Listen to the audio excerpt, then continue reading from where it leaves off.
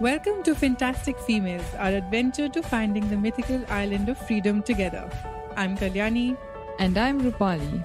We are your next door finance experts sharing our experiences in the world of money and energetics. Hi everyone, welcome back to another episode of Fantastic Females. Today we've got an interesting guest on a very different topic. We've got Dipti here. She's a really close friend. We've grown close over the past few years. We've always happened to have these open and authentic conversations. We've been able to be vulnerable in terms of life situations, and that kind of has deepened our friendship. And we have her here from the perspective of being a mom to a 13-year-old and an 8-year-old, and she's got so much insight for all the moms and dads out there.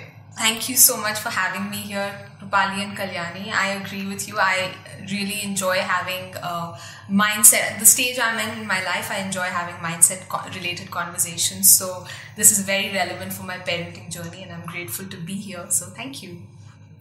Maybe today, Deepthi, we'll see how the conversation goes, but we can talk about a few parenting situations that come up. Yeah. And you are a few years senior to me, and Rupali is going to contribute with her own experiences, and we can all learn together. Right? Yeah. So we can talk about some situations that come up, some sticky situations or not, and learn about how you think about it or how you rephrase them. Because in the moment, sometimes it's hard to come up with the right words. And I find myself second guessing from the eye of the Instagram influencer, parenting influencer, what they would put in a nice carousel. But the words don't come to me in a toy shop when they need to come. You know, sometimes. this just reminds me, like, I do a lot of things, not just related to money or finance, but Yeah. I'll go back to my child and say, oh, by the way, you know, like, I won't tell her I saw it on an Instagram video, but I do go correct myself. I'm like, by the way, I've changed my mind on this. That's amazing. You know, she's like, oh, okay, I don't even care at this point because I don't remember what you're talking about. But if it's something important, of course she would. I go back and correct myself if I need to, if I've changed my viewpoint. Totally. I think that's really big, right? so refreshing, because when we grew up, our parents would not have the presence or the awareness to later pick up on something and correct it verbally to the child. Maybe the reason is twofold. One, because they were just on a go mindset. They weren't as present mentally. Yeah. They weren't as aware. I think the exposure we have today to resources, all of that is different.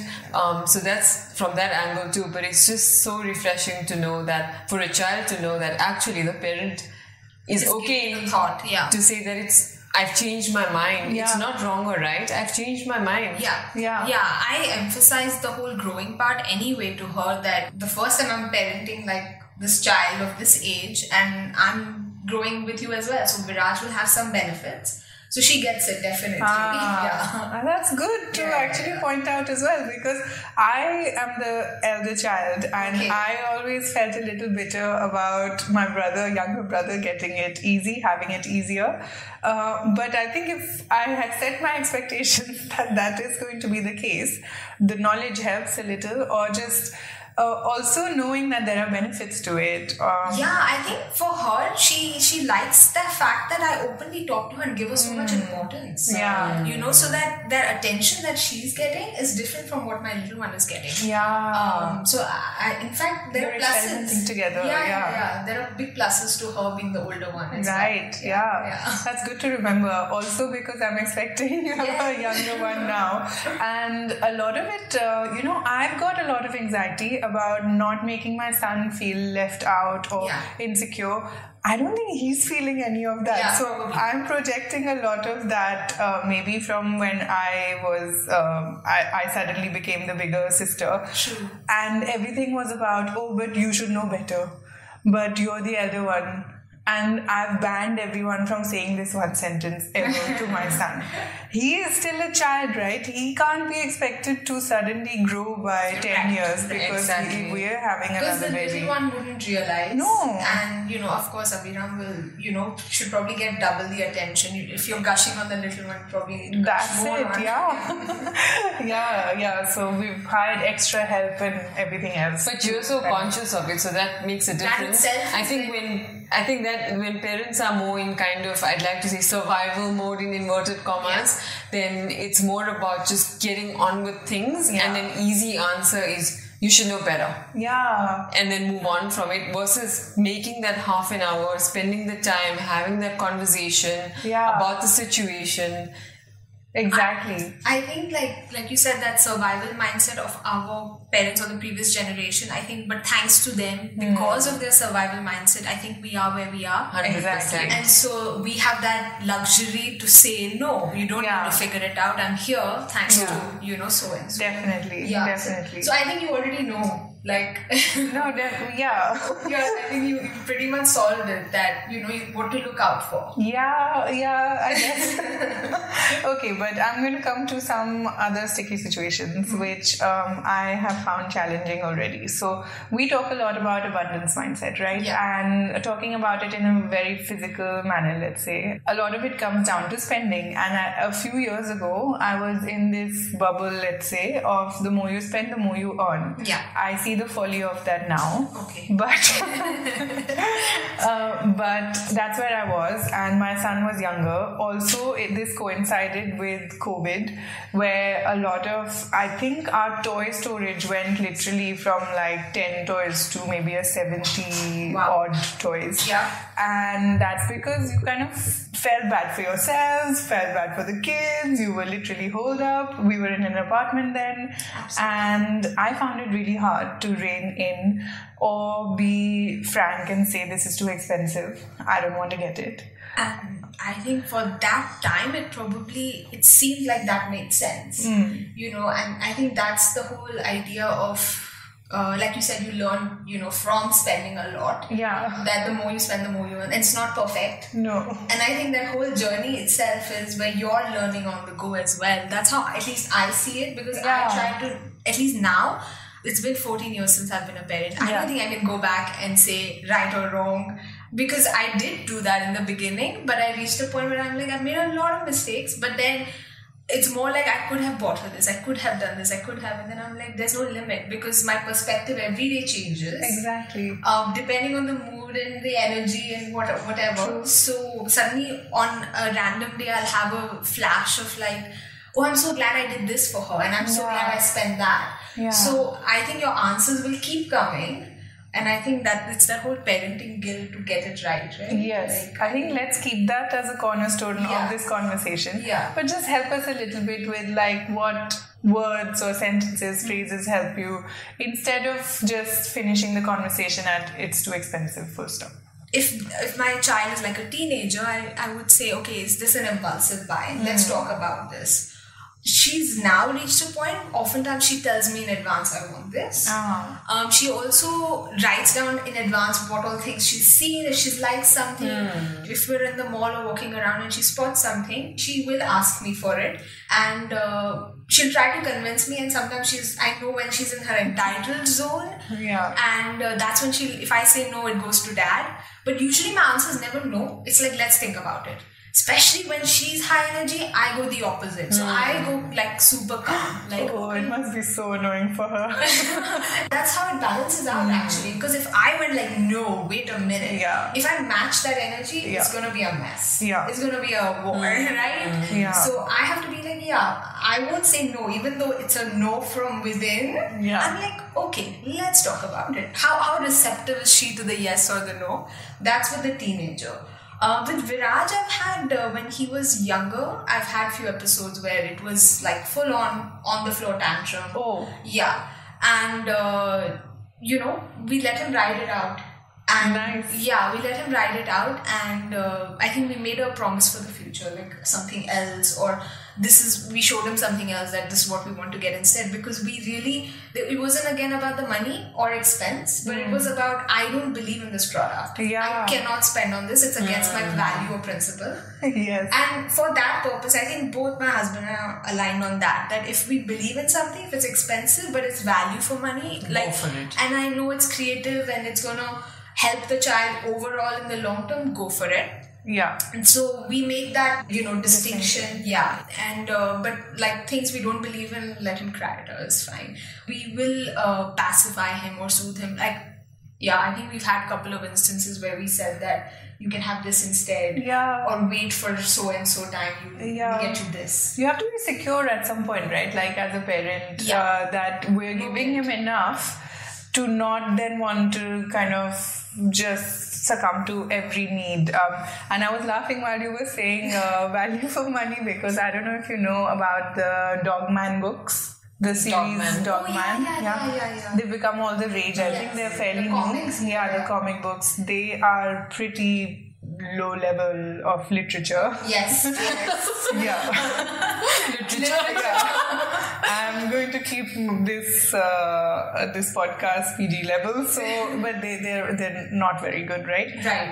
But my son loves them. Yeah. And he will read one like in one sitting, and that's amazing quiet time that I have been enjoying. Sure. And I think it's really good for him as well to be as engaged in a book. And that was the first book that he read cover to cover. Yeah. Which is, I think, something nice for whatever quality it is. I think it's managed to keep kids' attention. Of course. But I refuse to buy book after book, 50 dirhams each or something, and keep the whole collection. So I have resorted to borrowing them from the library. Sure. Which works really well. Yeah. So we've still got 2 pieces of low-level literature that we have bought. But the rest I'm not buying. Yeah. So he might be reading them in an odd order, not in the specified order. But that's what it is. So that's how it alternative. is. I found an alternative, and it just I think they're meant to experience everything, and also like they're meant to experience where they really want something, and even experience like demanding it. But I think we have to remember there that I'm the parent, and also the kind of interaction you have with the child while you're saying no. Is it like a flat out rude get back no? Is it like no, let's work with this, or let's keep having a conversation? It's letting them, because maybe it's not even about the toy. The child might be going through something else, hungry, I don't know. So it's but there are days you're gonna give in again, like it's not gonna be perfect. And there are days it's so interesting because I draw a parallel to like adults, where we have those days where we order things online or go to the mall and just pick up things for a treat, and that's instant gratification, and they're actually also just doing the same at times. So like you rightfully said, I think it's so nice to think about it in that holistic way versus just, no, she's so entitled, no, he's so this. It's more where's that coming from, and kind of looking forward, not so much, but we got you these 10 things in the past 5, whatever, why this? So you're not kind of looking backward, you're looking forward, you're understanding, and you aiding that person to make decisions for themselves. So that's quite empathy, nice. like you have to have that, and the child, once they sense you have that empathy, they also back off and relax a bit. Of course, older. There are days I've given in when Viraj wanted something on at the airport, like he wanted the Spider-Man or something. And I said, okay, but it's useful or whatever, just get it. There are days I give in because I'm tired as well, and it's not going to be perfect, but the child sees that, okay, the parent is reasonable. They're not always yes, they're not always no. So they also don't assume a lot. Definitely. Which is what I want. And we actually had the opposite problem for some time, and maybe we're still getting out of it. In terms of my son, I think is quite sensitive, or maybe we are too strict, I don't know. But sometimes we find that even if he's with close family who want to buy him something and they don't know what that would be, so they take him to a toy shop, which is somewhere you would expect him to be super excited and be a child and literally demand, want, communicate, express, be grateful and leave, right? With our permission, with our knowing. But we found that he wasn't able to ask for anything. I will need to check again what happens now. But he would like almost justify, apologize, oh, they bought it for me, or not make eye contact when telling us that some like close uncle bought him something. And then we've had to then reinforce saying, Abhiram, it's okay, your family loves you and this is one way of showing love, so they wanted to buy stuff and that's absolutely fine. Just say thank you and that's enough. So we don't know now where that came from. I don't know if it's the Indian mentality of wanting to not take. That reminds me of when I was young and I would be told, don't say yes. It's like, it's not nice to say yes when someone wants to give you something. Or there's always that when someone's giving you money, you're like, oh, no. And then you're like, no. There's that back and forth interaction, which is a little bit, I don't know, it's a bit odd right now in this moment. But I've never thought you wouldn't have, so it's interesting. Because I have a bad story about it from my childhood. So my mum used to sometimes need maybe half an hour after our school pickup time, and our bus stop would drop us near our house. So she'd tell our neighbor that the kids would be at your place just for an hour. We'd be really hungry at that time normally. This is around 3 o'clock. And the neighbor auntie knew us really well. She lived just below our house and our apartment. And my brother and I ended up there on a hot summer's day, really hungry. And she's offering to order pizza, but I take it now. Yeah. Forget the child. Yeah, but I must be 13, 14, somewhere around that age, and my brother was 5 years younger. And so I was leading the conversation and we kept saying no. I kept saying no. And my brother was really hungry as well, and I knew. And I kept saying no because I didn't know how to say yes. If someone asks you, can I order you pizza? It's what you really want. Yes. But I didn't know how to say yes. Maybe I still don't. Yeah, same. I think the conditioning can be really strong until you catch it and then start with the small yeses and then the bigger ones. Yeah. So I still struggle with what to say. What do you say in the moment, Deepti, to your child if you don't want them to buy something? Like, I give you the example of a Paw Patrol tower. Yeah. It was 700 dirhams. We did agree to buy it because it was for his birthday. Yeah. He played with it once and then said, this is the wrong tower. Oh no. Because we ordered it online and he must have seen something different from at his friend's house or something. And a tower is a tower for me, not for him. So we ended up selling it for half the price. But I was a bit burnt from that experience, but I think I still don't know in the moment what to say instead of... For something like that, I have waited. Like, she wanted something, then, and I said, no, we're going to buy it for your birthday, same like that. And we waited another day, like a Rakhi or something, an occasion. There's plenty to go around through the year. So I feel less bad about, giving in. But no, I've done that, and she really used it for years to the point where Viraj used it as well, and the neighbors and everyone. Nice. So it was, good purchase, I would say, at the end of the day. Value for money. But otherwise, you simply just say it's expensive? No, I haven't said that. I mean, I've said, I'm trying to recollect what language I might have used. Or even now, like if she wants your teenager, if she wants something else, she might want a nice bag now. I don't know what teenagers are into. Shoes and stuff, usually. Yeah. I just say, I often say, okay, let's look for a sale, because again, I want my child to not feel like she can just say and she's gonna get. But then I question myself, why not? Like, why can she not abundance ask and mindset? This is it. Exactly. So I have that conflict. Yeah. Again, on a good day, I'm like, when I'm feeling it, and I'm like, go for it. You know what? I know she's not bought like for the last 3-4 months, 6 months, whatever. Yeah. This is fine. So again, it's my own calculation, my own justification. But I do make sure for me, I think the only thing I keep in mind for her is to keep telling her that it's not always a yes or a no. Some things are okay, some are not. Make your judgment. And you're going to make mistakes while you make your judgment. That's how you build that muscle. So, at least because that's what I'm telling myself. So, I tell her that as well.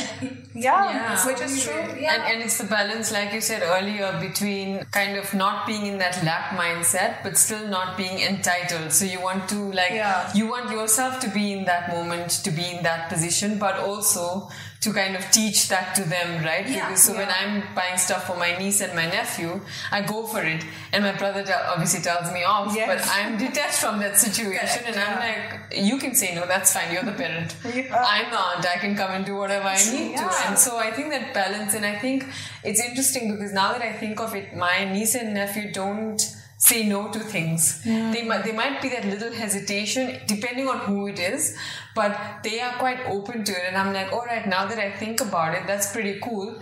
Because we would get told off for saying yes to stuff that naturally came to us. Like we'd say yes and we'd get told off. And then this happens, the pizza thing happens before you know it. Yes, true. Because you don't know how to say it, right? So this is one thing I've changed with my kids. I do tell them, like, if you're going somewhere and we're not there and you're under someone's care, it is okay to ask for what you want and we'll sort it out with them. If I have to balance it out with them, we'll take care of it. But the child should feel they're being taken care of in that moment. That's the whole idea.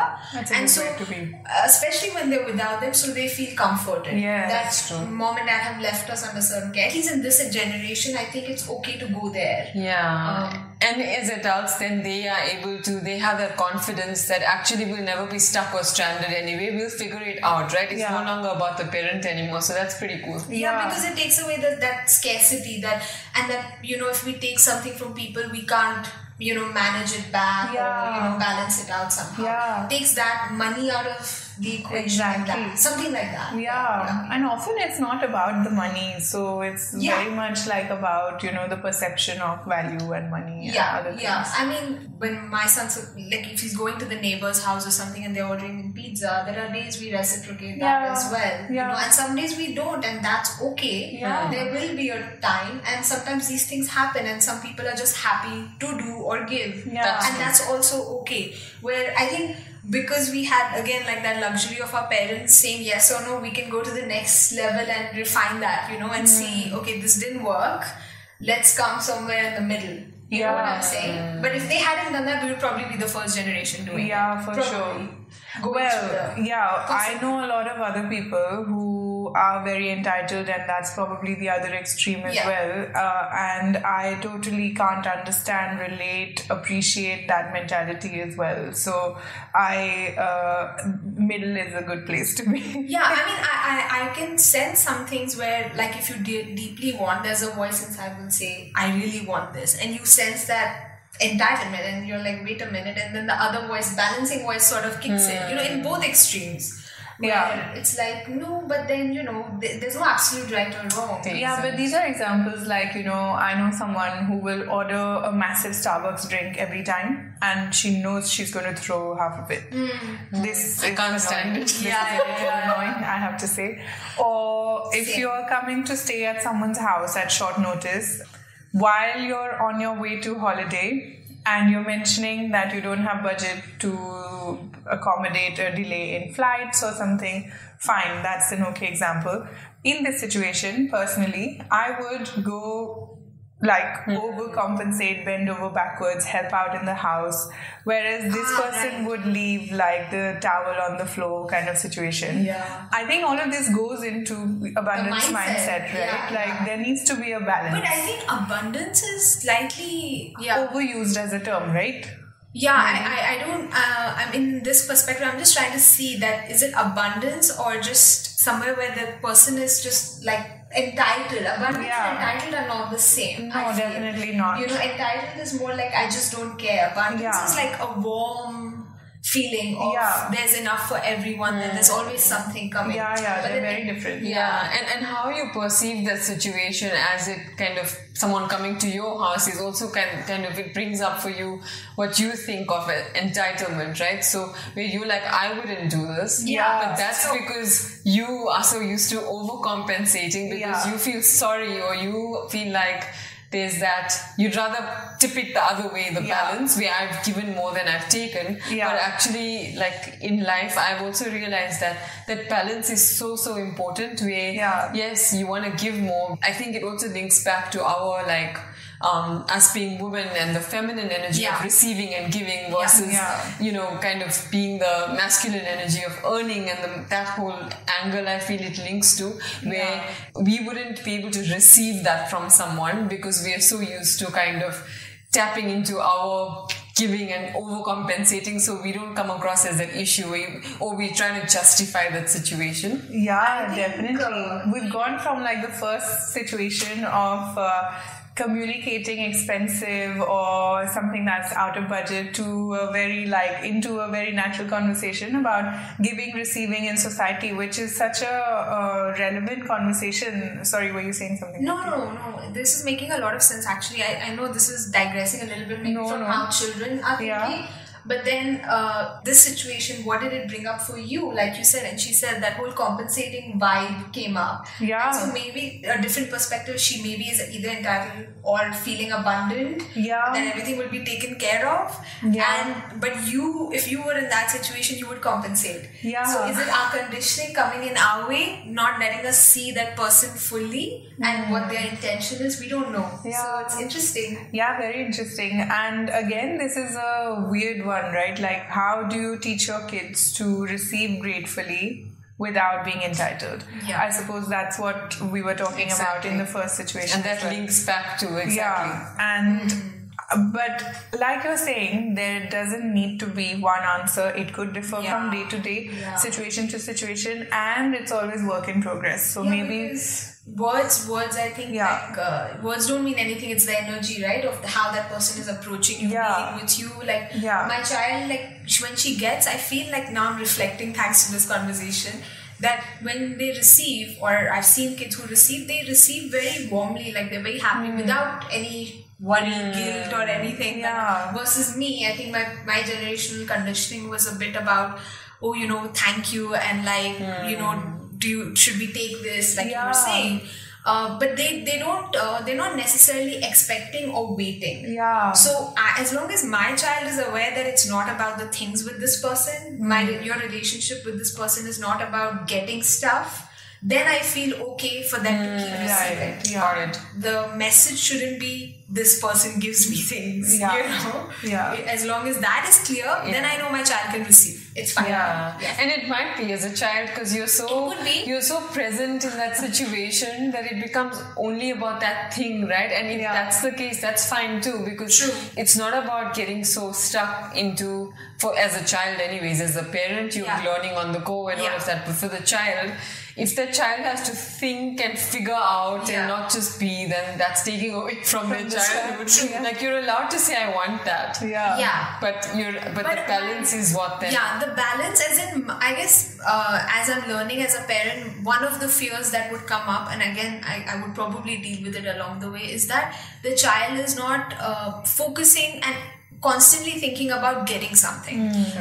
Which is, again, abundance mindset will say it's okay, ask for it. Although abundance mindset also says release, it'll just come, right? So you shouldn't be laser focused on it. Exactly. Us as adults, even being laser focused means it's lack. So like they're upset if they don't get it. You know, as long as it doesn't go there, but the expectation is getting in the way. So they're getting attached to the concept of something coming. That is my only thing. But when they receive it, please enjoy it, and you know, So again, it's been a learning journey, sort of like, can I take this? Can I let them have this? Or it's okay, let them feel this is love coming from someone through a thing, and it's okay. And they see you giving and receiving too, right? So when you're receiving from an adult and you're not able to receive, that automatically translates. I think so. I definitely struggle with that. So it's something that I have been working with. But maybe I think it comes from a place of, I don't know, just being a bit more calculative, or just like being so grateful that you want to over and above, like, you know, return it back. You want to make sure that if you receive 100, you give 200 back. That sort of mentality from a our parents that I think was really drilled into us. Yeah, it which makes sense. Like, I think if the foundation was pure, like happiness and joy, Yeah. then it makes Exactly. sense. Then someone else's perspective might say it's a calculation. It's you're matching it or something. But in the grand scheme of things, maybe in the moment you don't feel a aspirant, but if you look back, you're glad you had that exchange. True. Or, And it's an emotion, like you said. So if that requirement that you've put on yourself to give back more than you've received is keeping you stuck and anxious and I've not done it, then that tells you a lot too, versus just doing it and moving on with it, basically, right? Yeah. I think the general rule I've applied anyways for any such situations is what feels easier, not what feels easier to the mind, but what feels easier to the body. Energy. And energetic. Yeah, Exactly. Like, is this blocking me or is this releasing something? Exactly. And if I give that 200 in place of that 100 I've received, what expectations do I have as a result of that? It's a very deep kind of thing, but I think that the check is basically, how does it feel? Does it feel like I'm doing it because I have to, or I'm doing it because I would love to? So this brings us to the end of part 1 of the podcast. Hit the subscribe button to make sure you don't miss out on part 2. So please share this podcast, leave your reviews, your comments to support us on our journey. We are so passionate about making your lives more abundant with this information. None of the information provided is financial advice, and Fantastic Females is not a financial advisor. The information provided is educational only. It is general in nature and does not take into account your personal circumstances. Please use your own due diligence before making any financial or investment decisions.